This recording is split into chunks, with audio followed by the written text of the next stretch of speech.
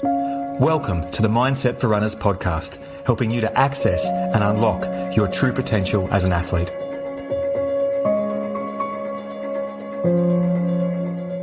Hey, it's Rob. Before we get into this fortnight's episode, I want to let you know that enrollments are now open for the final cohort for 2025 for the Mindset for Runners course. So if you want to learn a whole bunch of mental skills, like a whole toolkit you can use for every race from 5 kilometers to 100 miles, if you want to create a foundation mindset that supports not just your running, but your whole life, if you want to end 2025 stronger, more confident, as a happier runner and ready for what's next in 2026, come and join us for the final cohort for 2025. You'll be in a group of like-minded people working directly with me, learning from each other, and having a great time as you learn all these amazing mindset skills and techniques that you can apply to your running. So as you're a listener for this podcast, you also get a discount. So when you go to robmasonruns.com.au and enroll in the course, if you put in the code MFR podcast, that's MFR as in Mindset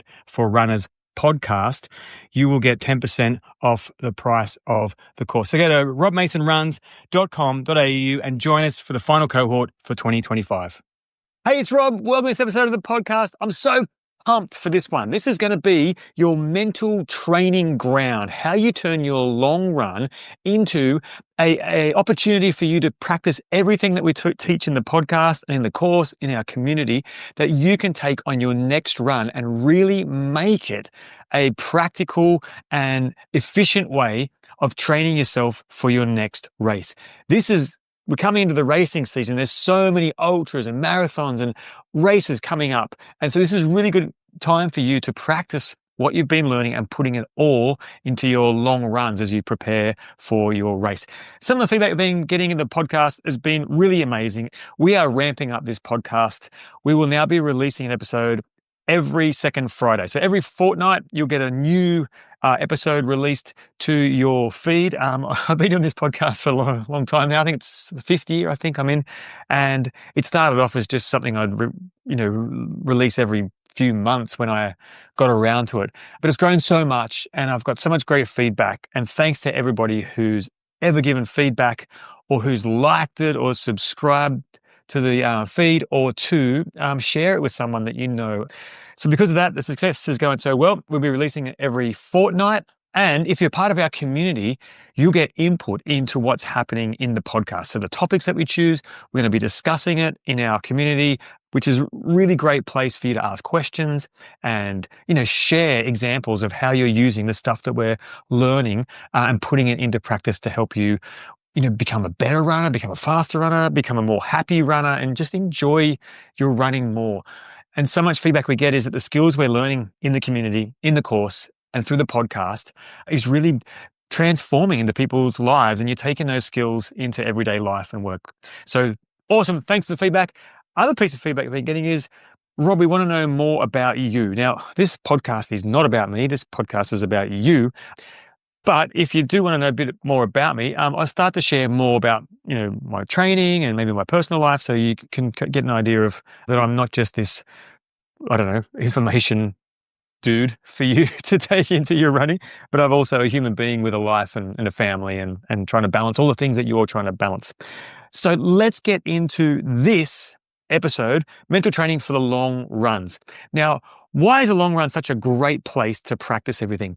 Well, it's a simulation for your race day. The reason you do a long run is to put stress on your body and prepare it, for the long run, for your race. But also it's about, managing your nutrition and your mindset alongside your training in that long run. That's why it's such a great experiment for you to start taking in some mental tools. So today we're going to unpack all those mental tools and how you can really maximize your long run. So it's not just like, oh, I've got to do a 30K this weekend.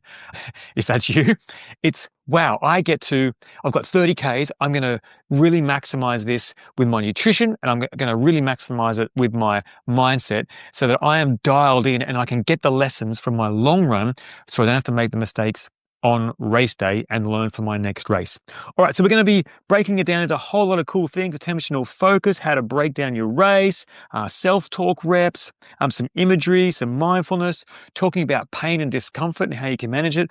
I've got some stories to tell you from some inspiring athletes and a couple of great articles I'm going to share with you so you can really get a well-rounded view of how elites and normal athletes use mental skills in their long run for better performance and enjoying their running more. So let's start off with the intention for your long run. Your coach, if you've coached, or yourself, if you put a long run into your program, that run is there for a reason. And your mindset starts around getting clear on the reason that you're doing the long run. It's not just because I have to or because coach said, even though you could probably lean on those if that's where you're at. There's a deeper purpose for you for the long run, to get time on legs, to do race pace preview, if you like, to build mitochondria, yes, to get those batteries and those capacities in your muscles better, to move. And on those sports physiologists, to move oxygen and to move nutrients around. But it's also the perfect time for you to spend a long time with yourself on the road or on the trail, getting ready for that race day. So let's get clear on why I'm doing the long run this weekend and really start to think about it. I'm going to ask you that question now. Why are you doing the long run, for example, this weekend or whenever you're going to do the run? What's the purpose of that long run? This is where we start to get our mind set in the right direction for our long run. Why do I even bother going out there? What's the purpose of it? What's the point of it? I know I'm banging on with this, but if you can answer these questions as I'm talking, you'll get more engaged and you'll get more connected to your long run instead of, I hate my long runs. They're tiring or they're boring and you can see where I'm going with that. So get clear on what's the purpose of it and really own that. And if you can't get a purpose for it, just link it to your goal. Right? So this is another brick in the wall that's leading me to the goal. This long run is so important for time on legs, testing my gear, testing my shoes, making sure my nutrition's dialed in, testing my mindset for how I approach it, what tools I'm going to use in the race, how I'm going to break the race down. So this is a really, really good mental training ground for me. All right, so let's get into a few things we're going to use in our mental training lab.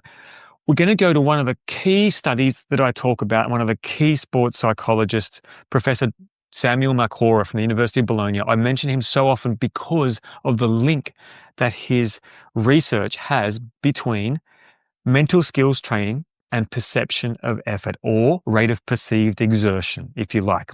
So this is measured on a scale called the Borg scale. It used to be from 6 to 20, and it's basically how hard do you feel you're working. It's now much better, 1 to 10. It's a scale of 1 to 10. And 1 is like, I'm just cruising, it's so mild. And then 10 is the highest rate of exertion I can possibly imagine. And so we want to put ourselves on that Borg scale and see right now, and just thinking, if you're doing your long run right now, or if you can imagine yourself doing your long run, where you're going to be sitting on that Borg scale, probably going to be around about 6. In a long run, you should be breathing nice and easy, hopefully mostly through and in and out of your nose, and less mouth breathing, and that'll just put you into, a more relaxed state, a more parasympathetic response, and a lower zone. We're looking for that upper level or mid to upper range of that zone 2 in a 5-zone model. And so Samuel Macora's groundbreaking research, which he's continuing as he goes with his team, is all about the relationship between the mental skills that you learn on this podcast and in our course and lowering that rate of perceived exertion. So as he was deploying these mental skills right throughout his lab training, mostly done with cyclists, but he's also done it on treadmills, mostly done with cyclists, he gives them mental tools and he measures the relationship or the correlation between the mental skills and the lowering of the rate of perceived exertion. And so what he's really talking about is your experience with fatigue is more mental related than it is physiology related. And they measure this through muscle biopsies and noticing that when someone's giving up and they said, I can't do it anymore, they'll biopsy their muscle and they'll still see they've got enough glycogen to continue on that that time trial on the bike for another 8 or so minutes, but they've given up.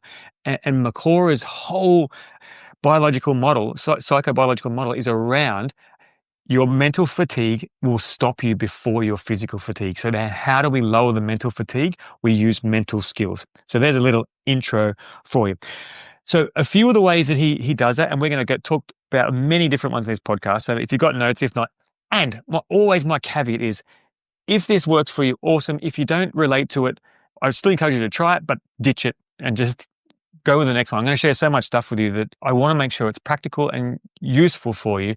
And even if you just take one of these skills into your next long run, it's definitely worth your time. So let's actually start with the 4 focus channels of attention.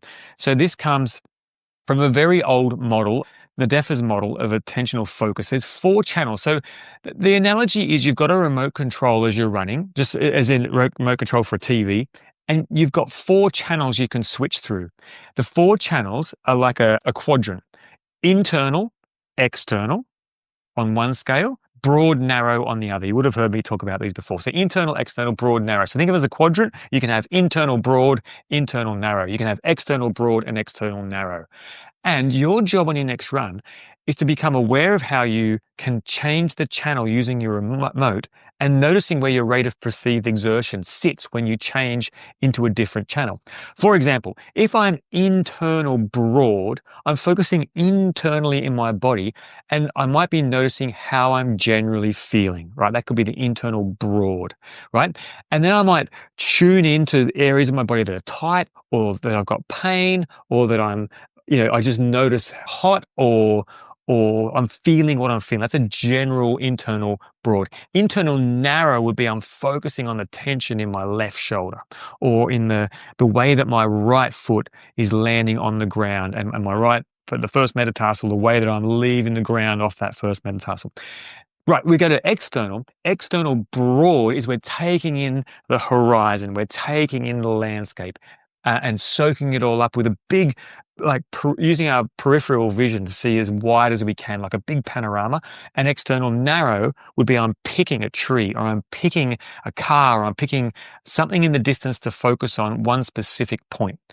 So let's go through these. So now that you understand what they are, skilled runners can change these channels at will and notice how it's affecting them in their running.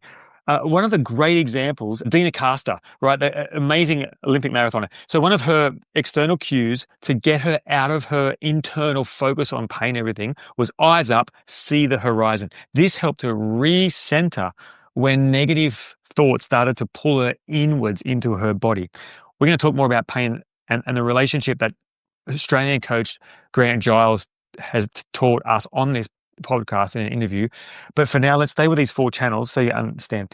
So one of the key takeaways for this is, when in doubt, which channel do I use? Go external. When you go external, it'll sink you into a more parasympathetic state. Now that's the rest and digest, or the more relaxed state. So think about it. If you're actually under threat, normally you go in internal narrow focus, and you focus on the threat, or you focus on the escape, or the way out of the threat. So when you're switching into an external broad, like looking at the horizon, like Dina Carster, eyes up, see the horizon. She's saying to her body, there's no danger. I can take my time. I can look around here, right? So the body's then saying, well, if I've got time to look around at the horizon and everything, obviously I'm not under any threat. And that's the way that we use it. So this is how you use it in the next run. Think about these 4 channels.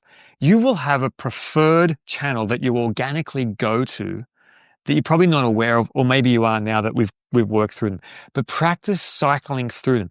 If you're doing like a hard effort, like maybe you're doing a tempo run, or you're doing a 5K, or you're doing intervals on a track or on a circuit, you want to go internal. You want to go into your form, the pain, and really trying to maximize and squeeze out every energy that you've got out of there. But for our long run, that's why I say, if in doubt, go external. All right, cool. Let's go to the next one. Breaking down your long run. If you're focusing on running 30 kilometers, that is a big chunk of information for your body. And it will actually put you into a threat state, because 30-kilometer chunk for most of us, seems like a long way to run.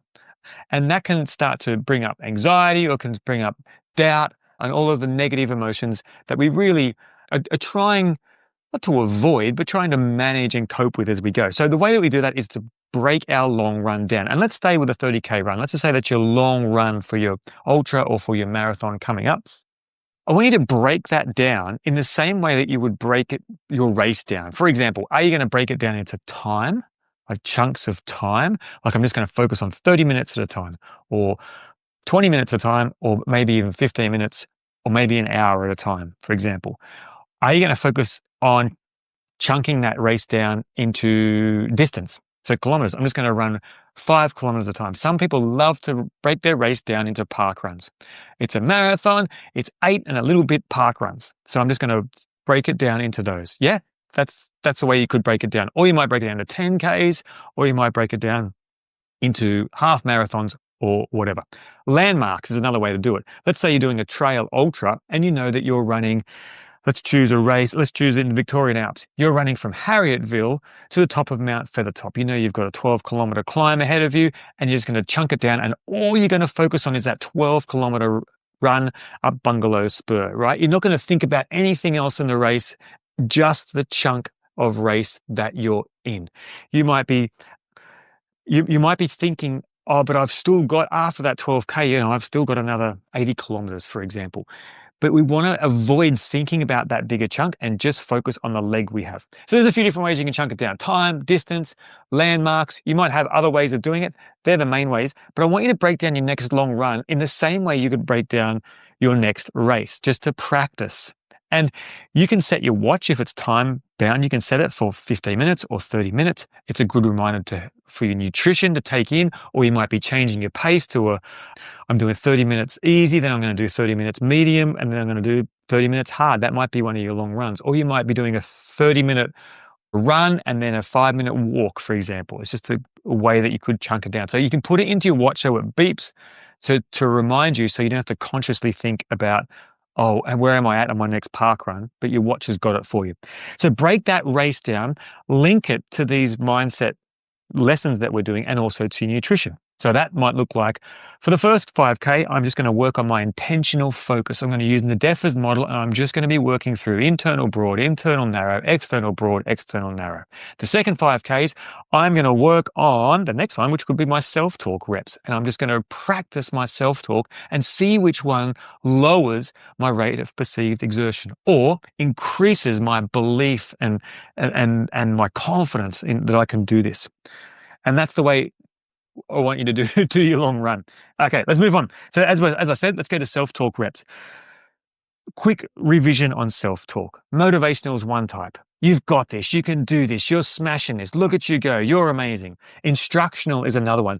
Tall strings above, tall body, relax the shoulders, soft footfall, soft arms, drop your elbows. That's instructional self-talk, reminding yourself how to do it. Coping could be settle, relax, breathe, right? These types of things. Remember, we put our self-talk into the third person talking. So if we might say, if I'm going to use a motivational one, it's like, you got this, Rob. You're smashing this, Rob, right? Remember, it's like I've got a little coach who's following us and saying, Rob, Rob, Rob. It's not, I've got this, I'm amazing, I'm doing it. It's, Rob's got this, you're doing great, Rob, you're smashing this, Rob. It's like someone's with me, I'm not alone on this run. And we say it out loud. Olympic sprinter Natasha Hastings, this is a great story. She turned her career around in a horrible, rainy weather storm in New York on a running track. She had lane 7 and it was pouring with rain, and it was the biggest race of her life. And her self-talk was, the sun is shining in lane 7. It's a great day in lane 7. This is my day in lane 7. Look how good the weather is in lane 7. And she ran her fastest 400 meters in years, and it launched her career. Kara Goucher. Yeah, sorry, I thought Karen Goucher. Kara Goucher. She had power words. She called them power words. So like courage. Sarah Hall used relax and roll. Again, Dina Caster used to have this mantra or this self-talk, which is define myself today. Beautiful words. So Your self-talk is a short, positive, present tense. You say it out loud. You say it in the third person. You use it as instructional, motivational, or coping, and it's like fuel for your performance. You can use it to lift yourself up, like, come on, let's smash this last bit out. Or it can be like settling your emotions, like, relax, let's chill here. You've got this, no hurry. Let's take our time. Let's just build into this, right? So that's your next block. And if you're breaking your race down into kilometers or time or whatever, that's how we're going to use it. All right.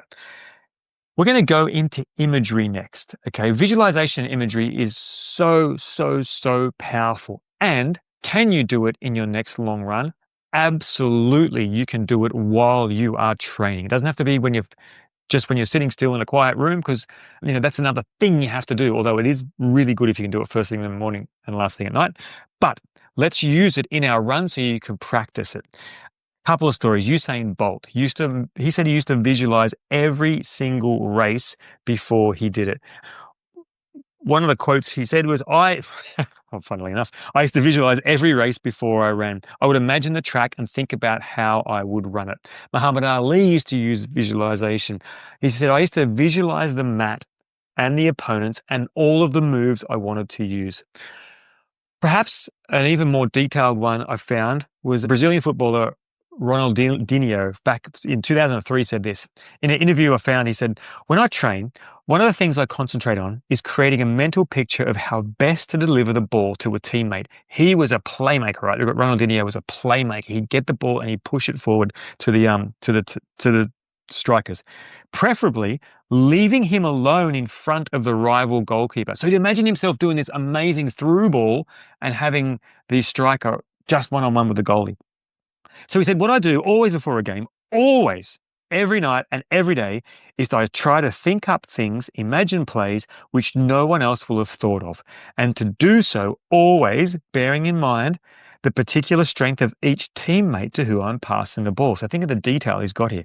When I construct those plays in mind, I take into account whether one teammate likes to receive the ball at his feet or ahead of him, or if he's good with his head, and how he prefers to head the ball. If he's stronger on his right or his left foot. That is my job. That is what I do. I imagine the game. Johnny Wilkinson, England rugby international superstar, also has got an amazing podcast called I Am. He used to say, I surface for my usual pre-match ritual of a shave and a shower before settling down to listening to a mental rehearsal CD. The script is prepared by myself and my coach, but read by him. This visualization technique is sort of clarified daydream with snippets of the atmosphere from past matches included to enhance the sense of reality. Lasts about 20 minutes. By the end of it, I feel I know what is coming. The game will throw up many different scenarios, but I am as prepared in my own head for them as I can be. If you have realistically imagined situations, you feel better prepared and less fearful of the unexpected. All right, cool. How do we do visualization? Well, in sports psych, there's a beautiful 20-year-old acronym called PETLEP. So PETTLEP. So I'm just going to run through what it stands for. But as I do it, imagine you building your visualization script through this acronym for your next race. So P is physical. So you're imagining the relevant, like the characteristics of the race. And it might even be what you are going to wear and carry in the race, right? Might be the environment the course you're about to run, which leads into number 2, environment. So if possible, imagine the environment where the performance takes place. So first of all, let's go back, Physical is you, what you're wearing, what you're carrying, ready to go. Next, you put yourself into the picture, right? So you're into the environment. You might be running on the trail, in the beautiful mountains. You might be on the road in a beautiful city or on a track, right? And you put yourself in the environment. Then the first T is task. You're trying to imagine details relevant to the task and the level of the performer, right? So what does that mean? It means you're not going to imagine yourself sprinting an ultra marathon. You're going to put yourself into the pace and into your job, your task as a runner. Second T is the timing. So this is really about moving through at the perceived rate you want to move through. So timing as in checkpoints you want to hit, or how fast you want to run the visualization as well. So you're not going to imagine your 25-hour ultra marathon in real time. you're going to actually bring it down like Johnny Wilkinson into a 20-minute or maybe a 10-minute visualization. Next, the first L is learning. The imagery should be continually adapted and reviewed to change the demands for each athlete. So you're learning a skill through this. It might be you imagining running a technical terrain, right? And you like effortlessly gliding over the rocks and the roots and all of the things in the way on that single track, right? So you're learning how to do a skill and you're showing your brain, I don't have to be scared of this technical downhill. I'm going to imagine myself floating over it, concentrating on the footfall and where my foot's going to go. E is emotion. So imagine the same images that would be felt in the same physical situation. So what they're saying is imagine, for example, if you're fearful at the start of the race, you just imagine what that would feel like and then how you're going to dissipate those nerves, what you're going to say to yourself, how you're going to build confidence, right? And if someone goes past you, you might drop your head, you might feel bad, and then you imagine, hang on a second, I'm here to run my own race. They're running their race, I know what I'm doing, and you imagine yourself getting out of it. And then perspective is, are you looking through your own eyes in the first person or associated state, or are you looking at the side, like watching yourself from a video or a drone or a camera person filming you, right? There's a whole bunch of research into which one you can use. I'm not going to go into that right now, but you can just cycle between them. So you're running through your own eyes, and then you might zoom out. Imagine you're being filmed by a drone or a car with a video alongside you. So those PETLEP is how you actually build, and it's kind of how you build your visualization. It's kind of intuitive, right? You think about then the environment, and then how you're going to, run through the race, your pacing and all that kind of stuff, and you're just building in these things as you go. So, and that took a little while, but you get that. Now you can do that as you are running. So let's say you're running along the pavement, but you're actually imagining yourself running that leg of your race. And then you put yourself into that place. You imagine the climb as you're going up the hill. You imagine yourself coming into a checkpoint. You imagine yourself seeing the crowd on the side of the trail. And you put yourself in there and how you're going to deal with the situations that come up. All right, imagery. So that's how we do it. Make it as real as possible. Sounds, smells, the whole visual experience, right? Make it as real as possible. All right, let's go to number 4 that you can use on your long run. Actually, I think it's number 6. I added a couple more in. So these are my old notes. Mindfulness. Let's start with ultra runner Timothy Olson, who found meditation and mindfulness when he was at the top of his game, and he was struggling a little bit mentally, and he found mindfulness meditation. Now he teaches it in camps, and he's just gone from strength to strength. So he credits mindfulness for managing the stress and chaos of 100-mile races. And he goes into simple mindfulness 101, which is, what are 3 things I can see? What are 3 things I can hear? What are 3 things I can feel? So as you're running along and you're into this block, let's say you're into your third 5K and for your long run, and you're like, oh, it's time to practice mindfulness. Right. What are 3 things I can see? I'm going to shift to an external broad, and I notice there's a mountain, there's a dog, there's a fence, right? And you're just going to, and what are you doing? You're broadening your perspective, right? Then I'm going to, what are 3 things I can hear? I can hear the bird, I can hear my footfall on the ground, I can hear the car going past me. What are 3 things I can feel? I can feel my shirt on my back, I can feel the shoes on my feet, and I can feel the wind in my face. What's this doing? Putting you where you are, right here, right now. Noticing what's happening around you and bringing yourself into the cliched present moment. Now, flow state. Great saying in sports psychology, flow follows focus. And your focus is enhanced when you are in this very moment, right here, right now, not in the future. Oh, what am I going to do if, or what happens when? That's part of planning. That's okay. But your performance is better in the moment. So stay out of the future and stay out of, oh, I just made this mistake, or last time I ran this race, last time I ran this leg, I suffered, or whatever it is, right? Staying out of past and future, out of your head, out of your thoughts, and staying in this moment, being surrounded and encompassed in the moment. Elite runner Sam Parsons listens for birds, there we go, mid-race, to reconnect with the present. One ultra runner described mindfulness in a 24-hour race as a cheat code. not forcing, just gently guiding, which stopped fatigue from overwhelming her. Right? How good is that, right? So the takeaway for this is immerse yourself in the moment and notice when the thoughts come and come back to those three things you can see, hear, and feel. All right. Let's get into our next bit, Grant Giles. I highly recommend you go back and listen to the episode on this podcast where I interviewed Giles. He is an amazing mind that comes from elite triathlon level and as an Ironman coach over many years. He's got so much wisdom and really one of the best teachers you can find. Here we go. So his core concept is don't fight the pain. Listen to the pain, treat it as feedback, not failure. So here we are in your 20-kilometer chunk, or maybe you're into, your 2.5 hours into your run and it's starting to hurt, right? What do we normally do? Oh no, here comes the pain. I want to stay away from this. I hate the pain. This is what I don't like about long runs. This hurts, this hurts, this hurts. And Giles' teaching is go into the pain, accept it. If you want to start the run by saying, it's going to hurt today, that's one way of doing it.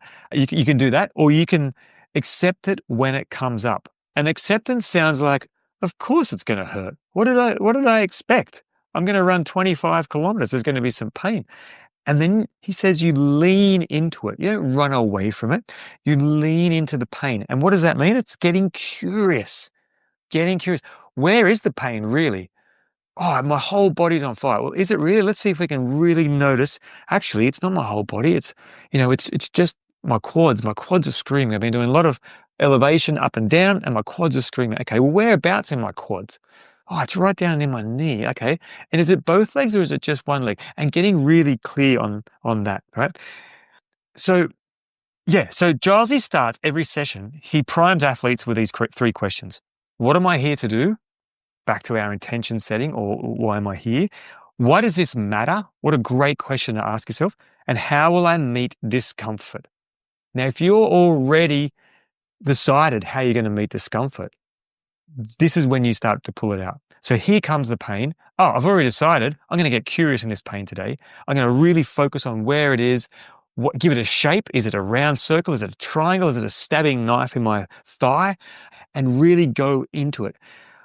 I'd love to hear what happens for you. I've been experimenting with this since I interviewed him.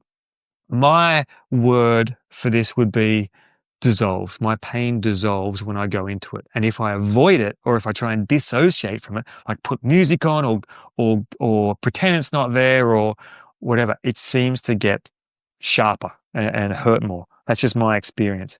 So next time you hit a tough patch, instead of this hurts, this sucks, try, this is feedback.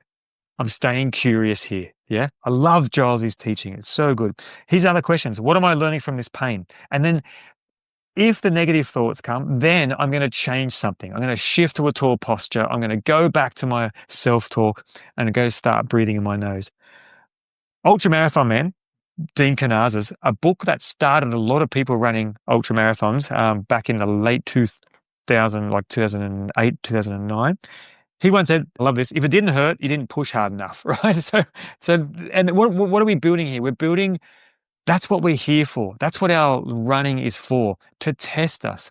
If we're doing our runs and never getting tested, how are we going to know what we're capable of, who we are, how we react, how we respond, how we grow?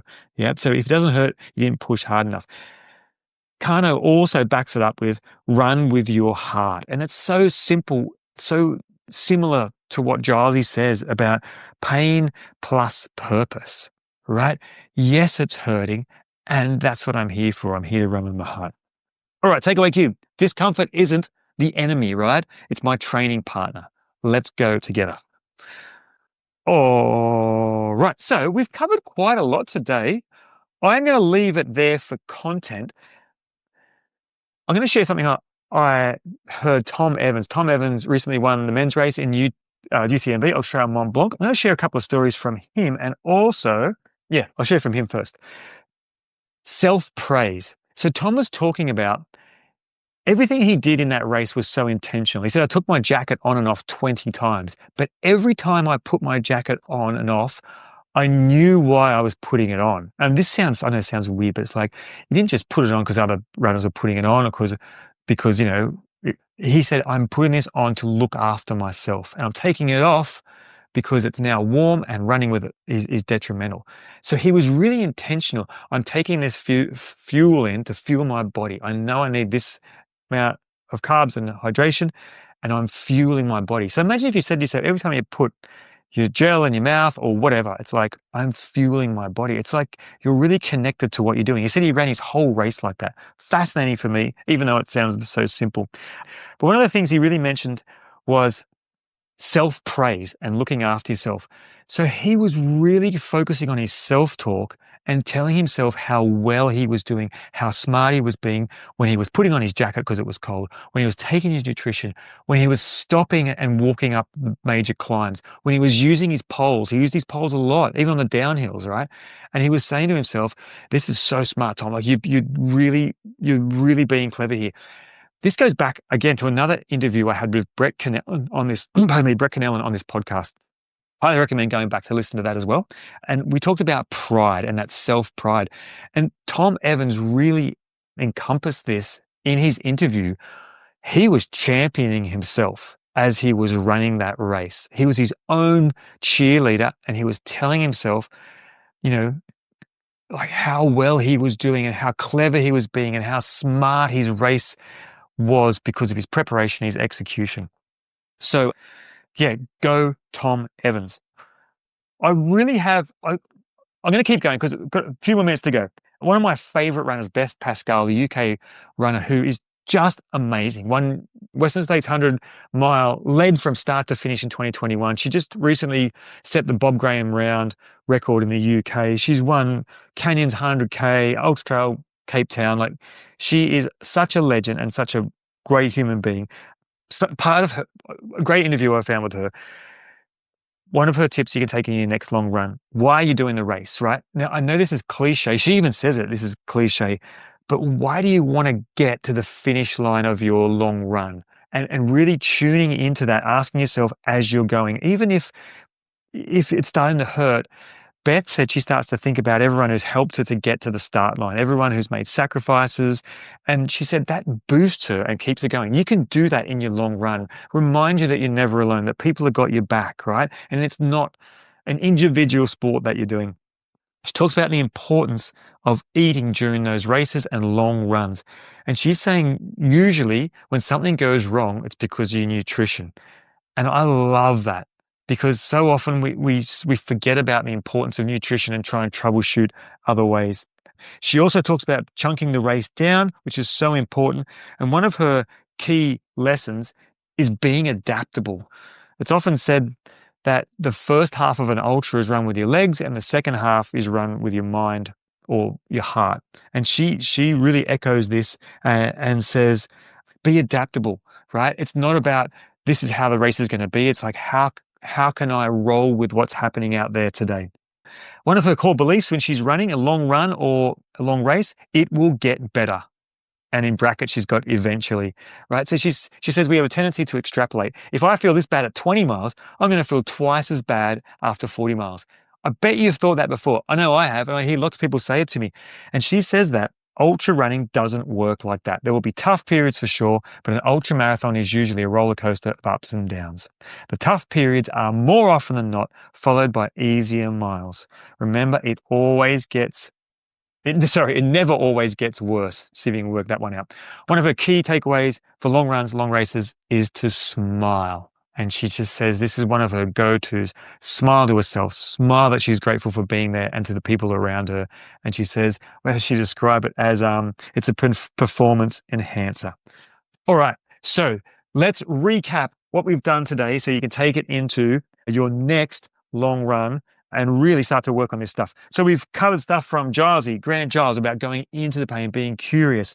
We went through the self-talk and how we can use this in a block in our run. We went through the focus, the 4 channels of the attentional control, and we did visualization using PET Lab. We used the last one I just missed on, chunking the race down, chunking down your long run into 5 kilometers sections, for example, 10 kilometers or half hour or something. We talked about Tom Evans' self-praise. We talked about Beth Pascal and the way that the key takeaways for Beth at the end, using smiling, chunking the race down, remembering why you're there, thinking about all the people that got her there, knowing it will get better. All of these things, I want you to practice in your next race. Don't wait for the race. If you're waiting for the race, you're missing an opportunity to learn what lands with you the best. All right. Thanks for getting to the end of it. I know it was a big data dump. Sometimes I do, give you so much, but again, always I say to you, take what works, and if it doesn't land with you, ditch it and maybe try it another day. But it's all about something will land with you. Just take one thing and make it work. I'm going to say goodbye. If you want to come and join our community, the link will be in the show notes. Or you go to robmasonruns.com.au. It's only $8 a month. You get to chat with all this awesome, like-minded people. I share mindset tips and strategies. You get input into this podcast. You get to ask me questions. It's just a really cool place. $8 a month. First month is free. If you don't like it, you can leave. No worries. And remember, the podcasts are going to be coming out every second Friday on the Friday fortnights. And I guess now that we're at this point of building the podcast again, if you could subscribe to the podcast, review the podcast, send it to somebody you know, that would be the best way that you could, I guess, help me or give back. Some people say, I want, give back because obviously I don't make any money out of this and it's free, but you can give back by helping me grow it and expanding our reach. All right, enough from me. Have an awesome long run. Use it as your mental training lab. I would love to hear how you go. And above all, enjoy your running. These tools are there to help you enjoy your running and become the runner that you want to be. Till next time, see you then.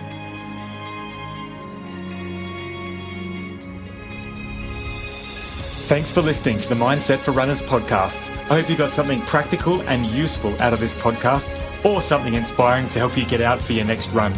If you have a question about Mindset for Runners or athletes in general, please email me at robmason.run@gmail.com and I'll answer your question on an upcoming podcast. And if there's anybody you know who could benefit from the information I share in this podcast, please share it with them. See you next time.